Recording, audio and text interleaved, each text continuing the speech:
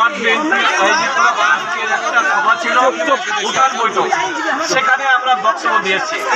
ইতিমধ্যে সাংবাদিক ভাইরা নতুন নতুন বক্তব্য প্রেস ক্লাবের মাধ্যমে পেয়েছেন।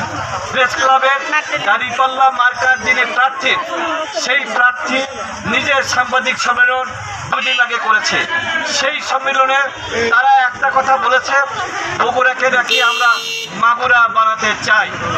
আমাদের কথাটা হলো, বগুড়া আমাদের মাগুরা বানানোর কোনো সময় প্রয়োজন নাই, কোনো সময়ই বানাতে আমরা চাই না। বগুড়া শৃঙ্খলার মধ্যে দিয়ে প্রত্যেকটা সেন্টারে ভোট হচ্ছে, প্রত্যেকটা ওয়ার্ডে নেতা কর্মীরা আনন্দ ঘন পরিবেশে উপনির্বাচন হলেও সেটা করছে, এবং 9 তারিখের যে নির্বাচন আছে সেখানেও কোনো প্রকারের শৃঙ্খলা ভঙ্গ হবে বলে আমরা মনে করি না।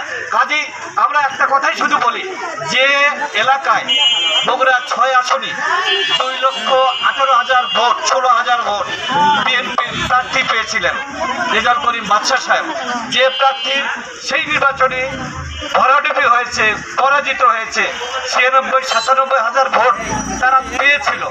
অনেক ধোঁকা দিয়ে কৌশল করে এই ভোটটা তারা বাড়িয়ে নিয়েছিল, নানা প্রকারের মিথ্যাচার করে তারা এটা বাড়িয়ে নিয়েছিল।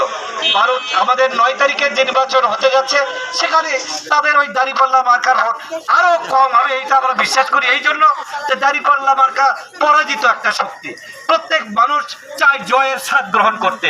সেই জয়ের স্বাদ নেওয়ার জন্যই ইনশাল্লাহ তারা ধানের শীষ মার্কা রেজাউল করিম বাদশা ভাইকে ভোট দিয়ে তারা জয়যুক্ত করবে।